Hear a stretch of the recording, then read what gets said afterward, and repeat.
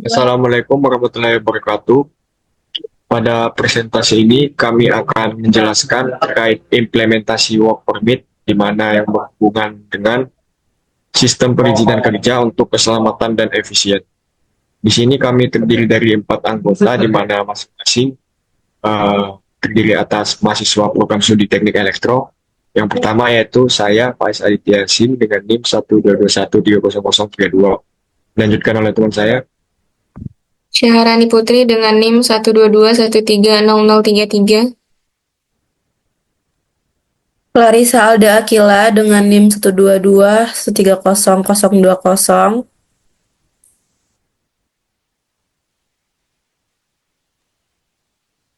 Elwa Nafisatul Inayah dengan NIM 122130014.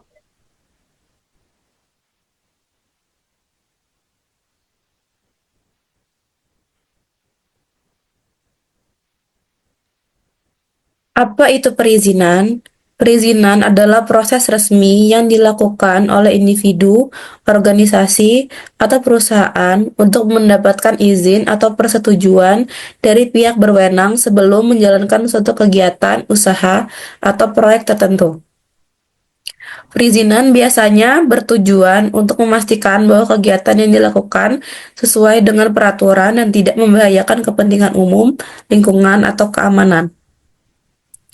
Yang perlu dipersiapkan untuk perizinan yaitu dokumen administratif, dokumen teknis dan K3, peralatan dan fasilitas, persetujuan dan pemeriksaan dari instansi terkait K3.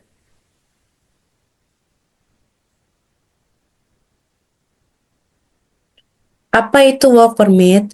Work permit adalah sistem perizinan kerja yang bertujuan memastikan pekerjaan dilakukan dengan aman, meminimalkan risiko, serta meningkatkan koordinasi antar tim.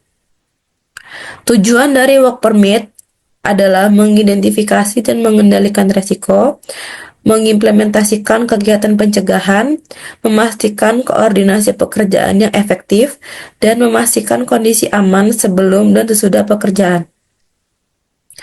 Jenis work permit ada 3. Yang pertama, hot work permit untuk pekerjaan dengan potensi percikan api seperti welding dan grinding.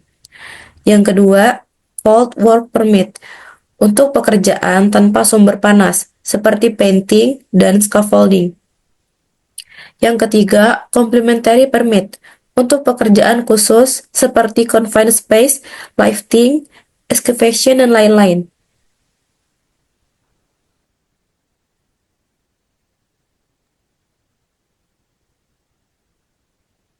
Implementasi work permit di lapangan. Yang pertama, pengajuan izin. Pekerja atau supervisor mengajukan permohonan izin kerja dengan mengisi formulir work permit. Yang kedua, evaluasi risiko. Tim K3 atau safety official melakukan penilaian risiko sebelum memberikan izin. Yang ketiga, persetujuan dan penerbitan.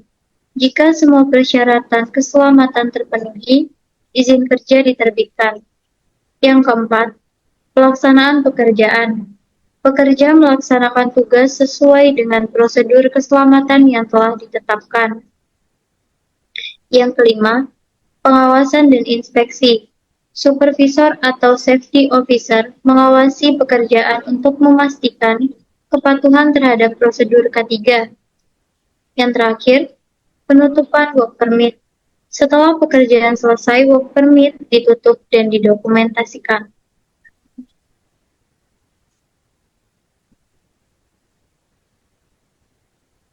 Selanjutnya, implementasi work permit.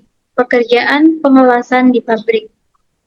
Yang perlu dilakukan adalah prosedur work permit. Yang pertama, identifikasi pekerjaan dan risiko yang ada. Yang kedua, mengajukan work permit ke pihak yang berwenang. Ketiga, validasi izin kerja dan tindakan pencegahan. Yang keempat, pelaksanaan pekerjaan dengan pengawasan. Kelima, evaluasi dan penutupan work permit setelah pekerjaan selesai. Selanjutnya yaitu prosedur implementasi permit. Menggunakan hot work permit karena risiko percikan api. Yang kedua, gas testing dilakukan sebelum memulai pekerjaan. Yang ketiga, area kerja dipastikan bebas dari bahan mudah terbakar. Yang terakhir, petugas safety melakukan inspeksi sebelum dan sesudah pekerjaan selesai.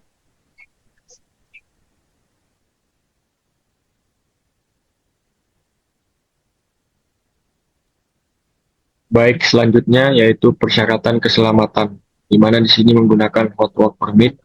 Yang pertama yaitu pengelasan di area pabrik dengan hot work permit, yaitu seseorang pekerja akan melakukan pengelasan pipa di dalam pabrik. Sebelum memulai pekerjaan, supervisornya mengajukan hot work permit dulu, yaitu yang mencakup yang pertama penilaian risiko kebakaran, kemudian penyediaan alat pemadam api, lalu pembersihan area di bahan bakar dan terbakar, dan pengawasan oleh petugas firewatch. Setelah pekerjaan selesai, pengawasan dilakukan selama 30 menit untuk memastikan tidak ada titik api yang tersisa sebelum work permit ditutup. Kemudian yang kedua yaitu perawatan listrik di gedung perkantoran dengan electrical work permit. Di sini tim teknisi harus memperbaiki panel surya utama di gedung perkantoran. Nah, sebelum pekerjaan dimulai, mereka harus mengajukan electrical work permit dulu dengan langkah-langkah seperti yang di bawah ini. Yang pertama yaitu mengisolasi sumber listrik menggunakan prosedur LOTO. Yang kedua menggunakan peralatan kerja yang sesuai standar. Dan yang ketiga memastikan tidak ada orang lain di sekitar area kerja. Setelah perbaikan selesai, teknisi melakukan pengujian ulang sebelum listrik dinyalakan kembali.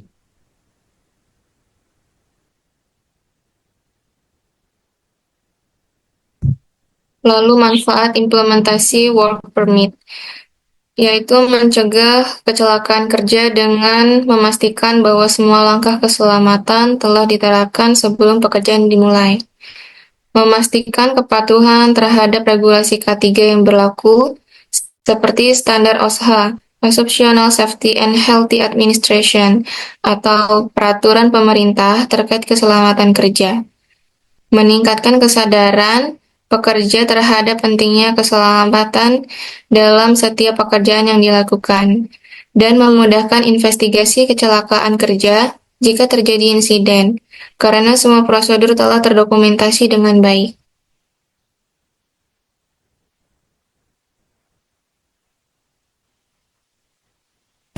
Lalu kesimpulan. Work permit adalah sistem krusial dalam keselamatan kerja. Implementasi yang tepat dapat mengurangi resiko kecelakaan, meningkatkan efisiensi pekerja, dan memastikan lingkungan kerja yang aman.